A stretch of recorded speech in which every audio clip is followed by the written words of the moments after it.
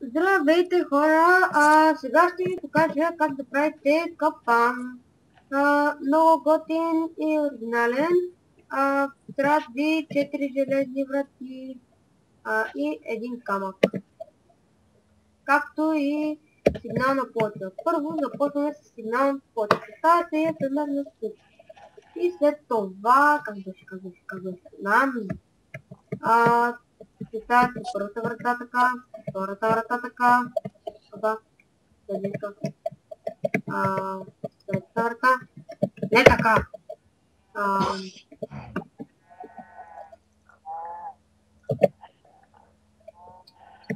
Ставате е така и четвъртата е така. Смисълът е да ви затворим тук вътре човекът, но да няма тавани, да не може да избяга.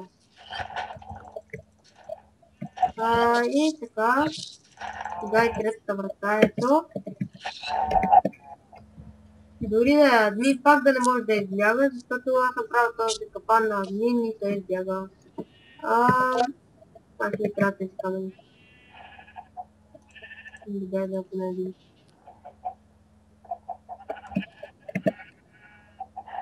Так. И сега трябва да направите така. Сега е. И така. Сега пак да сърчите врата. Чупите това, но това няма само това купчета. Сега.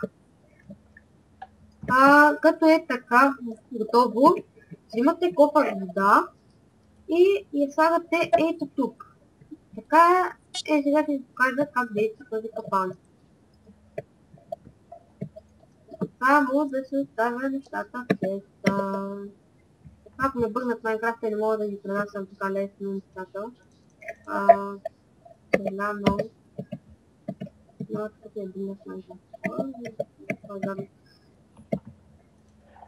Така, сега, след NeoReal.bg, аз отивам в капана и смисълът е да хвърлим нещо ценно. Примерно този шлем, диамантен майко, струва си да влеза в този капан за него. Влизаш в капана да го вземеш, влизаш и смисълът е да те отдавят вътре. Вънка има зомби, помощ, но то капана се наоби. Някой може да е умен и ако не сте го разсеятнали. Чакай, кой ме удари?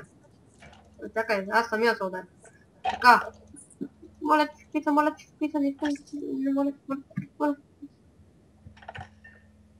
И се чупи! В следната секунда, как може? Той зомбито отвънка май може. Чакай! Ще се чупиш! Чули ма, ще се чупиш. Айде, стигай! Как става тази работа? В последния момент те тъпи зомбита. Нави! Добре, аз умрах. Добре, Боже, благодаря, че поживах на този свят. Моля те, прости ме. Ще шупа камъка докато мръв. Или сървър е лагнал. Казва винаги. Вече аз съм в кома. Добре, разбрахте смисъла на капана, нали? Благодаря, че гледахте това видео.